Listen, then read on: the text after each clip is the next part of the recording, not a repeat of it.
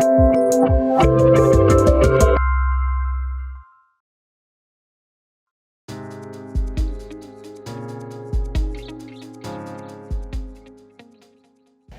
All right. So in this talk, we're gonna talk about Bazel because they wanted me. So let's start with describing build system use cases so that we, dive into what do we expect out of the build system real briefly. So first of all, there are some use cases where a user interacts with a build system directly.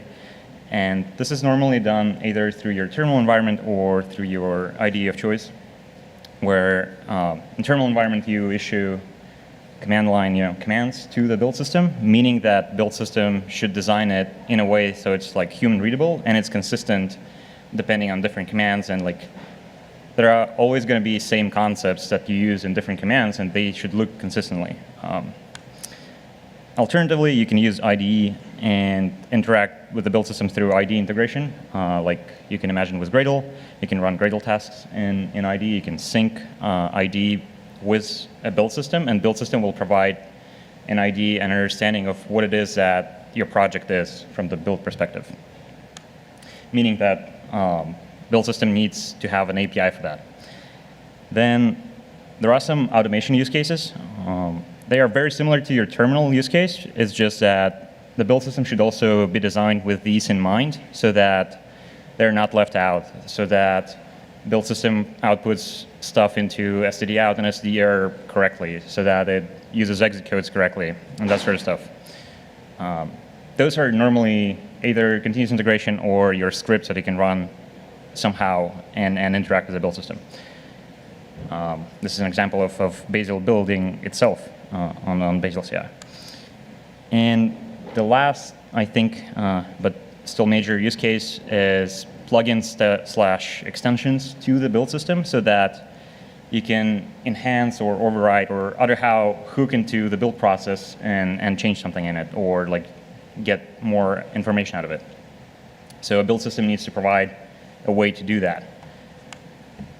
So I haven't mentioned another use case, which is resolving your build dependencies. This is quite important in current state of world. We don't use build systems that don't do that. You obviously want to build, you want to run stuff with it. You want to integrate it with IDE. You want to do scripting and CI. Also, extensions. So with that all in mind, let's look at how Bazel is configured. And I forgot to mention, but idea of this talk is that when you walk out, you understand how to use Bazel and where it shines and where other build systems are better. And it's all like split into configuration, execution, and like integrations, I would say. So let's start with configuration. This is an example of Bazel build file. Looks a bit different from Gradle, for example, but not too complicated. And we'll dive into it a bit deeper later. So what do you want from configuration? You want it to be readable, which I guess is a key, but you also want it to be writable, which, for example, me personally, like I have to Google stuff with Gradle. It has to be maintainable, meaning that as your project grows, you need to be able to refactor it. You need to be able to change something in it and be confident that this change is not going to like break during deploy process or something like that. So what choices do we have to get the build system configured? Well, there are some build systems that use static Markdown languages, essentially like XML, JSON, YAML, TOML, whatnot, and there are others that use programming languages, like Groovy or Kotlin or Starlark, as we will see. And those could be either dynamically typed or statically typed, where Gradle is an interesting example of a build system supporting both, basically. By supporting Groovy, it supports dynamically typed language. By supporting Kotlin as configuration language, it supports statically typed language. And I think we can all agree that static sometimes gives you, less headaches. So this is an example of static Markdown language used in build system called Maven. And yes, we maintain fork of Dagger 1 at Lyft. So as you can see, it's quite verbose, and you cannot change stuff in it easily. Like to do that, you would need to write a plugin to Maven. And oftentimes, like probably from your experience with Gradle, you don't really write plugins unless you do something really complicated, right? Well, in Maven, you would have to create a separate project and like integrate it with Maven first, only to do something basic like change version to like Git version or something like this. This is an example of Gradle, build Gradle in Groovy. You should all be familiar with it. So you apply some plugins, and then you have this DSL to configure different stuff. But there are caveats to that, obviously, because sometimes you don't know, like, should you use equal sign, or should you just use space, you know, and that sort of stuff. IDE completion also, I mean, JetBrains to blame, I guess, but well, it's also open source, so not. I don't know. Also, Kotlin would look pretty much same in this case, so I didn't even show it. And here we are back to Bazel build file example. So both of them use programming languages, but this looks more like you calling a function because that's what you're essentially doing here. And it looks like Python because that's what it is essentially, but it's not. So what else do you want from configuration? Well, you kind of want it to be reproducible. There are reasons to that. So, and I'll touch on that a bit later too, but in Gradle, configuration just historically was never reproducible. You could always do some side effects without Gradle knowing that. And that would result in your project like adding more and more modules. Gradle would have to rerun configuration all the time because it doesn't know if it can catch it or not. And because of that, in our project, for example, at Lyft, we have about 1.3 thousand modules or something like this. Don't ask. There are people who write them here. I don't know why. But in Gradle, in our setup in Gradle, it takes about a minute just to configure the project every time. Like you run like Gradle tasks, it takes a minute, and then it like outputs tasks. Or you run like Gradle assemble, it takes a minute, and then it starts assembling. That's why you kind of want your configuration to be reproducible. And it's kind of hard to achieve, to be honest, with programming language, you know. So you got to do some restrictions. You have it's like a trade-off. And in Bazel, this is achieved by limiting the standard library of a function of language that you're using to configure the build, and by removing all ability to do any sort of like untracked I/O. You cannot read environment variable without the build system knowing that. You cannot read a file. Actually, you cannot do that at configuration time at all, but you cannot do I/O. You cannot do networking. You cannot do stuff. The only stuff you can do is limited to in-memory computations and reusing existing functionality of a build system, or some like extensions. And then also on top of that, Bazel configures stuff in different contexts, meaning that within a context, you can do mutable stuff, but like once your context is evaluated, it's frozen. And that lets Bazel do stuff in parallel, as we will discuss later. Also, in Bazel, everything that you load externally, like, I don't know, you want to include like an HTTP file into your build. By that, I mean like you download a file from internet, right? Very easy to do in Gradle, and very easy to break incrementability and like reproducibility of your build in Gradle. In Bazel, they would be like, yeah, you can do it however you want, except that you need to provide us a SHA-256. So like, no matter how you got that file, it needs to be like content equals to something that Bazel expects.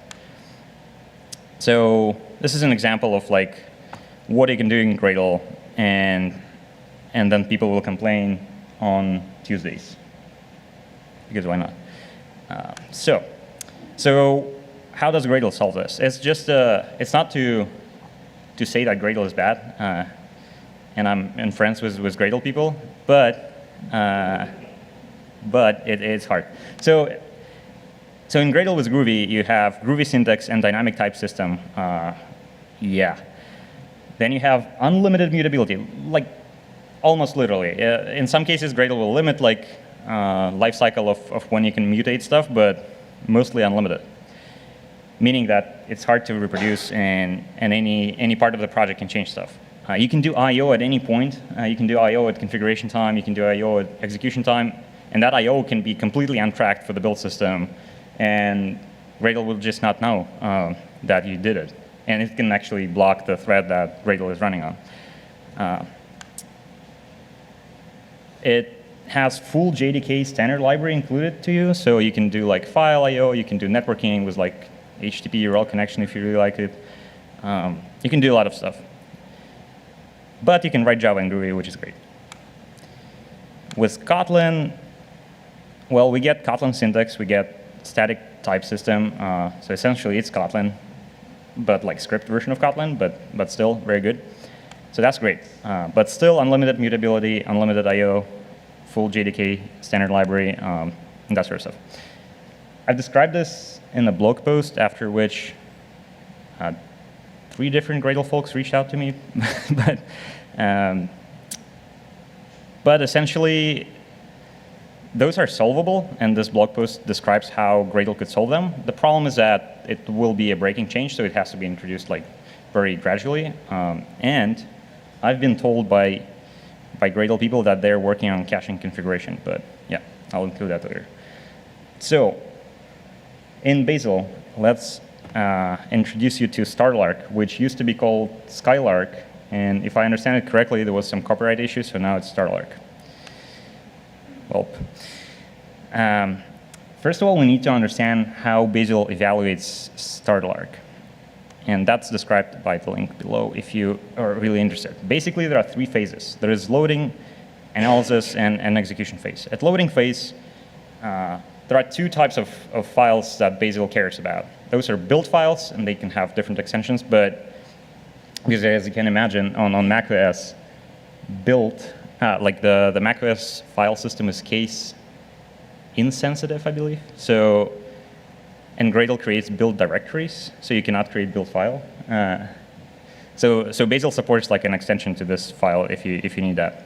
So Bazel cares about build files, which are describing modules that in Bazel are called packages. Sorry, but I'm going to call them modules for the most part. And .bzl files, which are essentially any Starlark that you want to use as like reusable extension that you want to load into another build file and like reuse it there. And build files declare targets. So like in your module, you can have multiple targets, like, I don't know, a library, test target, an app target, something like that. And those in Bazel, by convention, are directly mapped to the file system path, starting from the root of your project, which makes it quite easy to navigate and like do autocomplete on your terminal, for example. Then there is analysis phase. So like in loading phase, Bazel just like loaded that and did very, very basic evaluation of it. In the analysis phase, this is where Bazel figures out what is it that is, for example, a rule. And a rule is like similar to plugin in Gradle, except that, well, basically it brings some type of like target, like an Android library or Kotlin library. That's a rule. Then rules are instantiated, and they create actions. Actions is something that Bazel will actually be executing. So your target is type of a rule, and then it creates unlimited amount of actions that it needs to perform the task. And then out of that, Bazel figures out the action graph to execute on your computer, or actually not necessarily on your computer. And then the execution phase is when the action graph is executed to perform the tasks that you asked it to. So that's Starlark. That was the evaluation. Now let's look at the language. So technically, it's Python 3-ish syntax and unfortunately dynamic type system, except that your functions are pure. So like for given inputs, they would always produce same outputs, meaning that it's like the type system is dynamic, but the outcome is always predictable. But still kind of, I wish they took something more like Kotlin, but whatever. So the runtime is custom, and by that I mean that it's not actually Python. It's completely separate language, and Bazel, as part of its development, like Starlark is actually, you can use it outside of Bazel, and you can get runtime. There are runtimes to run it on Go and JVM, that sort of stuff. So it has its own runtime for this. It has custom standard library, which is extremely limited. There's almost no functions other than like very, very typical, hey, like I want a list, and here's how I create a list, or like stuff like this. But there's no I/O functions. There's no networking, no environment variable, like nothing like that, or no complicated like math stuff. It has extremely limited mutability, and by that I mean, we'll describe this later, but it has context to run your stuff, and within the context you can do mutable stuff, but as I told before, it will be frozen once the context is evaluated. No I/O,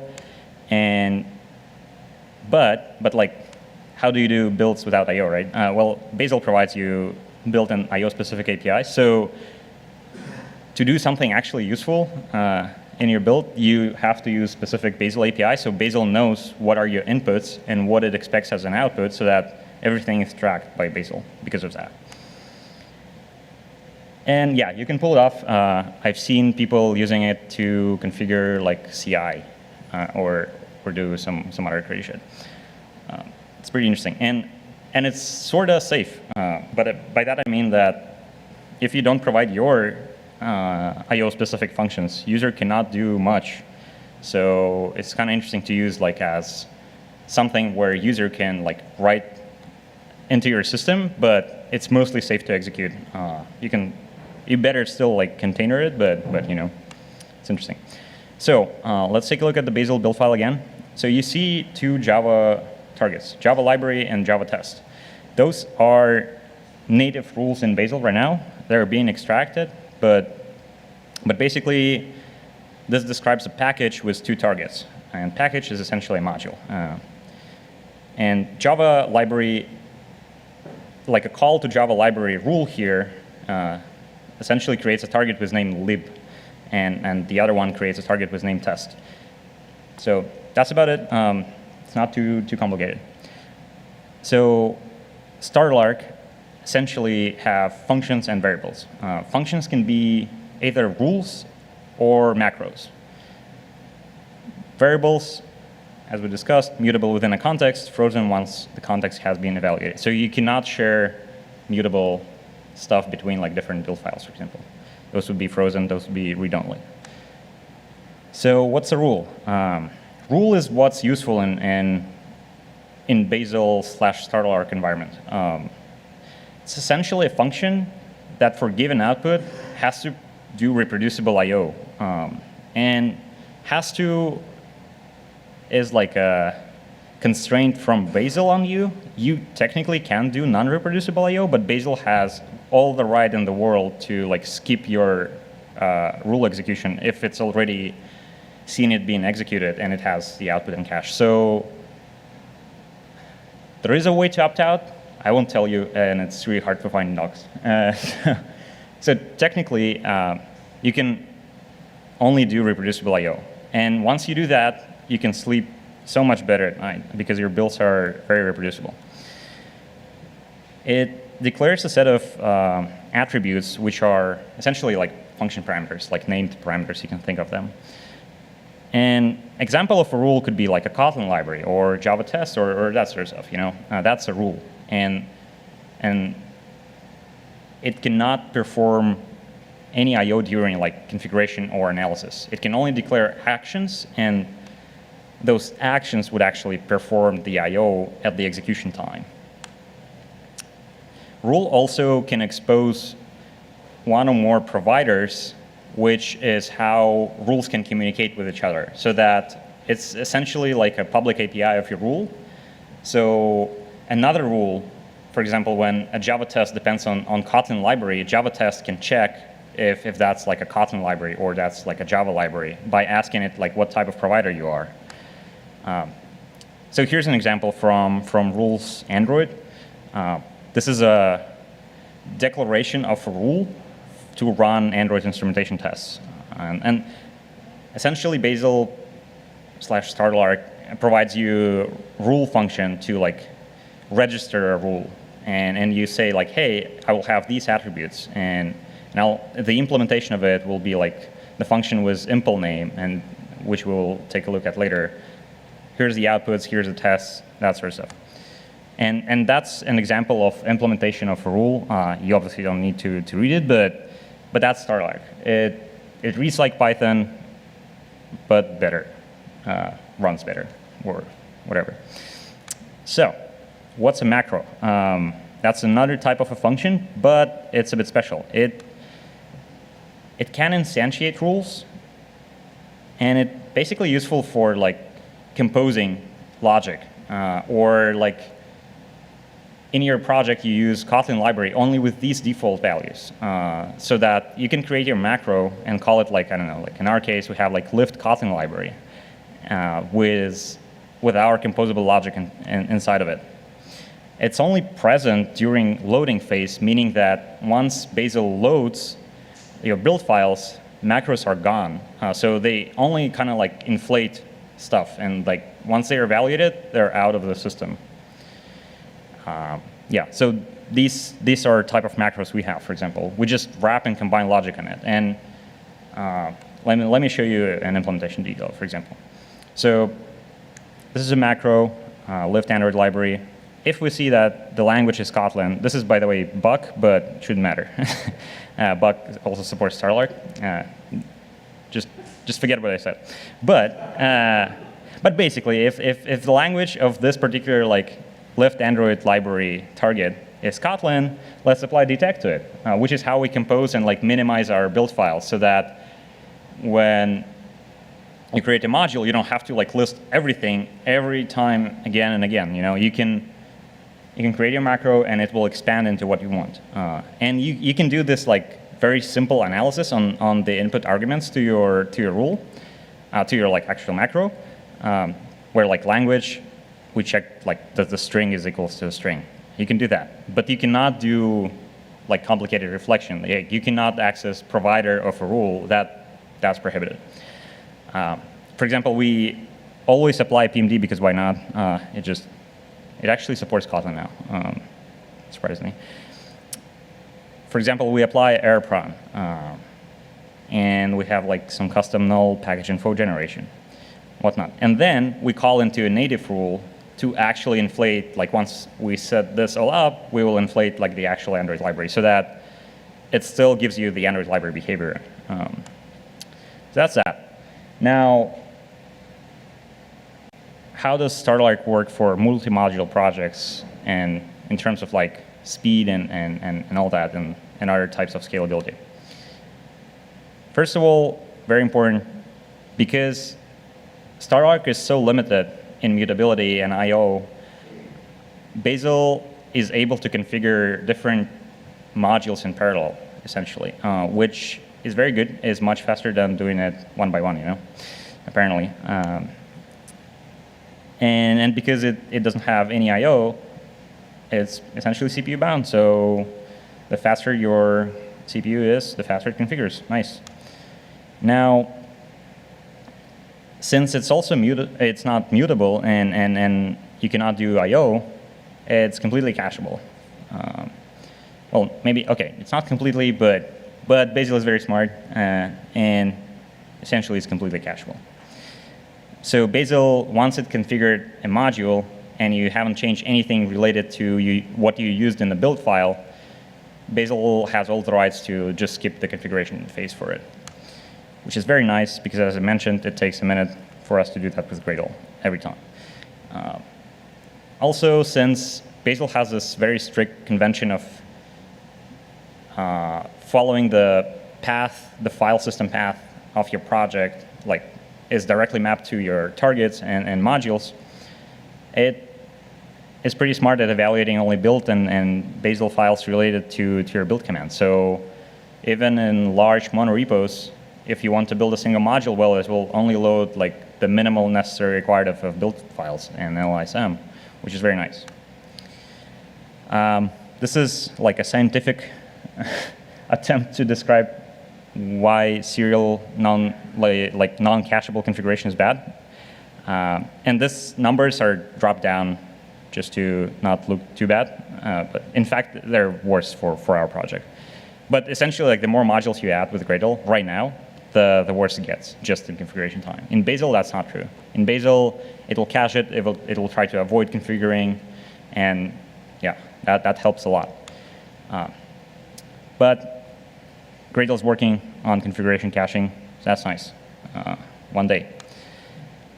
There is also a concept of visibility, which is a nice idea for larger projects where you kind of sometimes want to say that, hey, like my target is only allowed to be used within like this sub package or only to this like particular targets,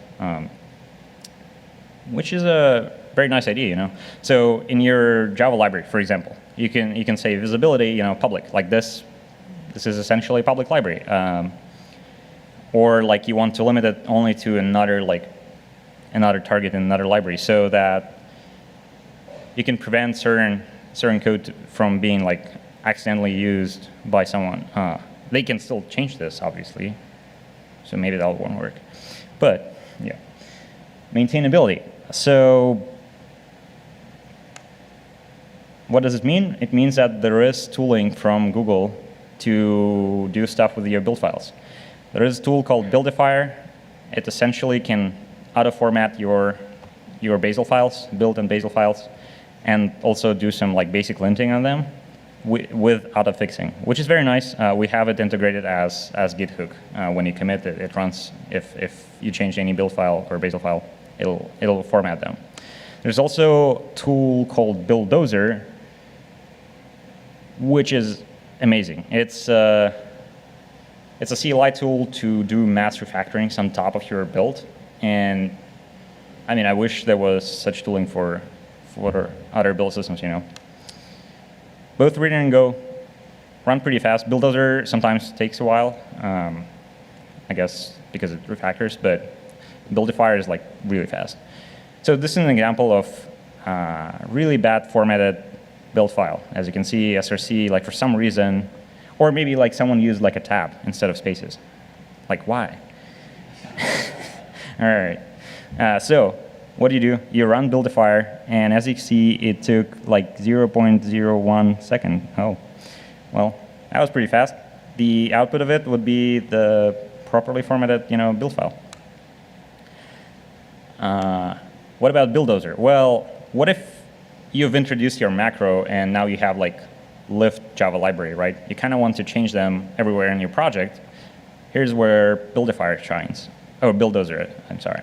So you run, for example, Bulldozer set kind lift Java library to target with name A in the root of the project. Or you can actually make a Bazel query, which we'll discuss later, and like pull existing targets and add them as input to Bulldozer.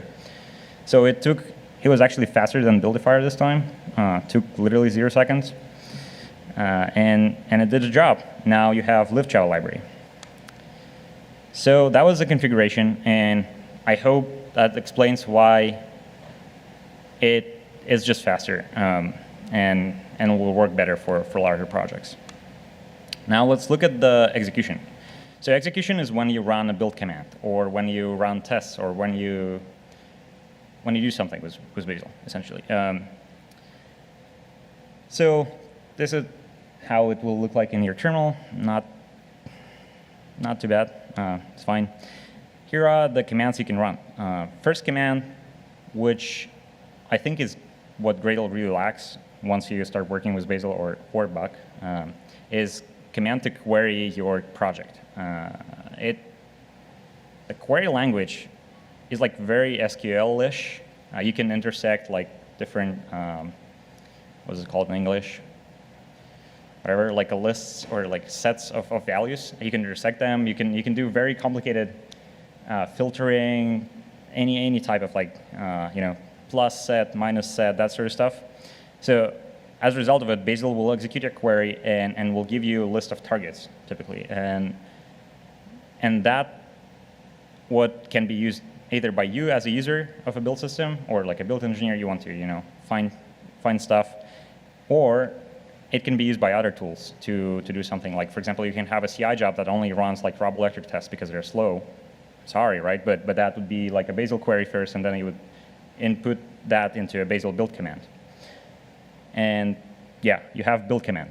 Build command essentially can run one or more targets, and it will do it by default in parallel.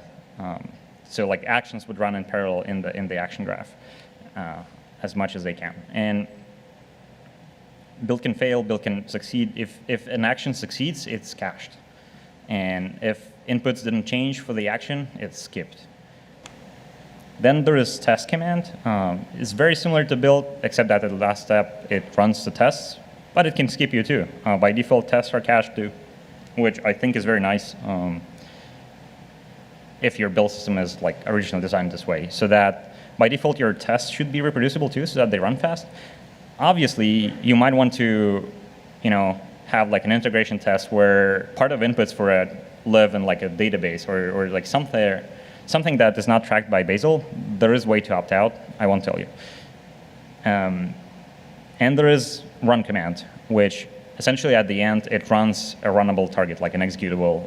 You can run an Android app, or I guess not. You have to use another command, but you can run like a JVM app or any type of like desktop executable, for example.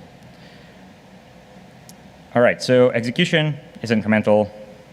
Duh, it's 2019. Compilation is not incremental. This is a major difference from Gradle. And if you haven't been listening to anything, this is what's important. Gradle, most of its compiler integrations, like Kotlin or Java or Groovy or whatnot, most of them are incremental, meaning that you change the single file in a module, it will attempt to incrementally recompile only with that change, not like trying to do a clean compile for the module. So for large modules with like thousands of lines of code, or like hundreds of thousands of lines of code, Gradle will work faster just because of that. Bazel is not incremental for a reason.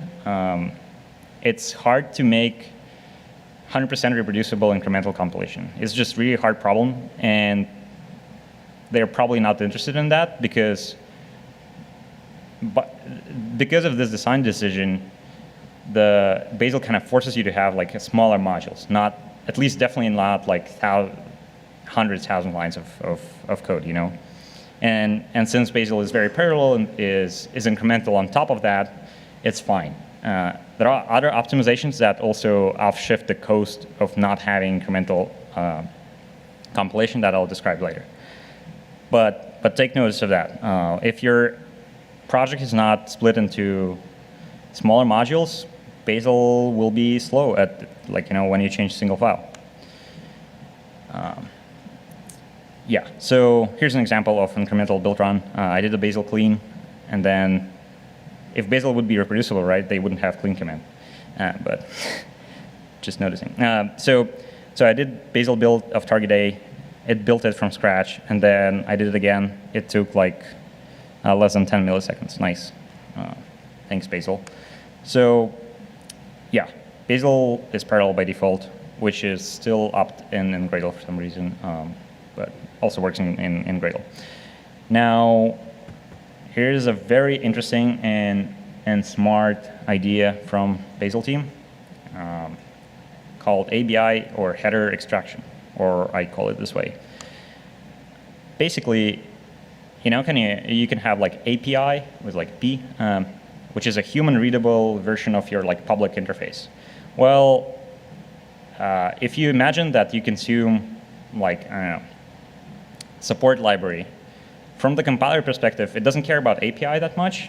It doesn't care about your Java docs or anything like that, but it cares about binary interface of that library, which is like signatures of your types, and that sort of stuff.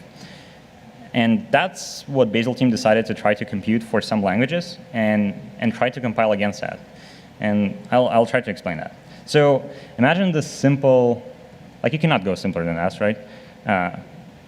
Very simple build graph, like A depends on B. And in like 9 out of 10 build systems, what will happen is that you will compile B first, and then you will compile A with like linking against B. Cool. Can you make it parallel? Apparently you can. So this is slow. This is bad. This is like, I don't know, 2018. Don't do that. What you can do is you can extract ABI version of B meaning that it's like a stripped out version of B, and compile against that first. Compile B in parallel, and then if you need to link them, link them. If you don't need to link them, don't link them. It doesn't matter. I mean, it matters for like if you want to run or like you want to get an APK, you obviously need to include like actual B compilation result, but for some stuff it doesn't matter, and it will still compile B no matter what. So let's take a look at this example so you understand it better. Here's some, my class, and we'll try to extract ABI from it, so like application binary interface, and that's what's essentially Bazel is doing to improve your build speeds.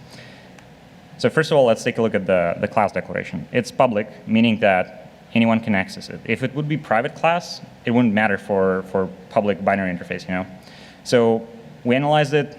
Let's include it. It's green. A private field, it's private. So imagine like an object from a library you're trying to access. From compiler perspective, you cannot access private field, right? So for compilation, it doesn't matter. It matters for runtime. It matters for reflection. But for compilation, it doesn't matter. So let's remove it. It's gone. Now, public void A, and watch the trick. So method is public, that's cool, but implementation doesn't matter. If you changed it, if it doesn't exist, it doesn't matter from compilation perspective, as long as your like signature stays same. So we included the method, but we skipped the implementation details of it. A private method, the entire thing is gone. Very good. A public static method. It's public, so let's take it, but the implementation doesn't matter. So as you can see, this is like a stripped down binary. Well, now it's like API, but if you convert it to the bytecode, that'll be like binary representation of it. And that's exactly what Bazel does. It actually like bypasses the .java step. It directly like outputs jars and with bytecode. So you cannot go faster than this. And as you can imagine, for like reasonably large module, analysis of ABI is a syntax analysis. You don't need to like do compilation loops on it. So that can take like milliseconds, while compilation can take seconds or minutes. And if you do this, you can compile in parallel while your like actual module is still compiling. And yeah, if I didn't mention that properly, I think it's very important to understand that like if you change the implementation detail of method A, ABI stays same, meaning that it's an input to another compilation, meaning that that compilation will be skipped, and that happens on an entire build graph. So this is what happens. For A depends on B, but actually we start extracting ABI of B. Once we get that, we start compiling A, B still compiling, and then like once they're all done, we're done. And that happens for entire build graph. So as you can imagine, you're just like skipping and jumping around the graph, including this optimization that I mentioned. Like if you change the implementation detail, ABI stayed the same. So only the module that you change will be recompiled, but like rest of consumers won't be even touched, which is amazing. So this optimization lets Bazel to still be on par even without like actual incremental compilation, just because you're doing this smart trick. And here's the tracing of this very simple build. Probably won't see much, but basically it has like this compiling Java headers for library B going in parallel to library B actual compilation. And once that's done, it was faster than actual compilation. A started compiling. Cool. What else? So other ways that Bazel tries to stay fast is an API it has called persistent workers. So essentially, the problem that you might have is that, for example, imagine you want to run a Java compiler. Unfortunately, Java compiler written in Java. So to run it, you need Java. And if you want to start it and shut it down every time for every target in your project, that'll take a lot of time, because Java takes quite a lot of time to start up. It can take like 500 milliseconds to start up. Then the Java compiler does some work, reads some libraries, I don't know, like whatever it needs to do to start. That takes time. What you can do in Bazel is you can integrate your tooling as persistent worker, meaning that Bazel will keep it alive and will issue like simple request response, mechanics on it. So So there is this protocol in protobuf in Bazel, where a protobuf message is sent to a persistent worker standard in, and is expected, the worker is expected to produce a message once it's like processed it back, so Bazel can read it, and that's essentially how you can wrap your JVM or like other slow tooling that runs faster if you keep it alive, and Bazel will be like rerunning it once it's free. Expect some changes in how concurrent could it be. Oh, time, yeah. Let's go quickly. So there is also sandboxing to isolate your stuff. Cache can be remote, meaning that you can share work. Cool. Execution can be remote, which is very, very good, which means that you can have like a cloud-based service to run stuff, and your CPU consumption on your local machines would be very small, and that's amazing. Then there is this mobile install thing, which is like apply changes, but like invented years ago, and is essentially works by like having two apps on your device, with one is like a shell and another like actually contains code and resources. This is some graph, shows that it's cool. And then there is IDE integration. There is a Bazel plugin for IntelliJ and Android Studio. And what's cool about it is that it uses CLI commands like query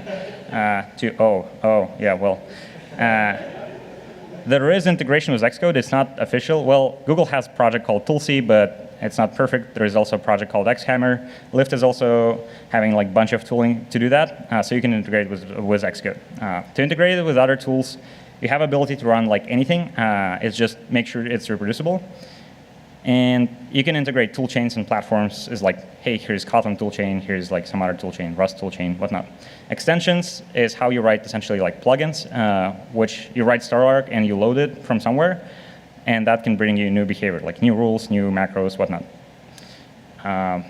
Yeah, and Bazel 1.0, one of the target of it is to extract rules out of Bazel core into like separate rules repo, and you can write your own. Well, I guess we don't have time for questions, so thank you very much.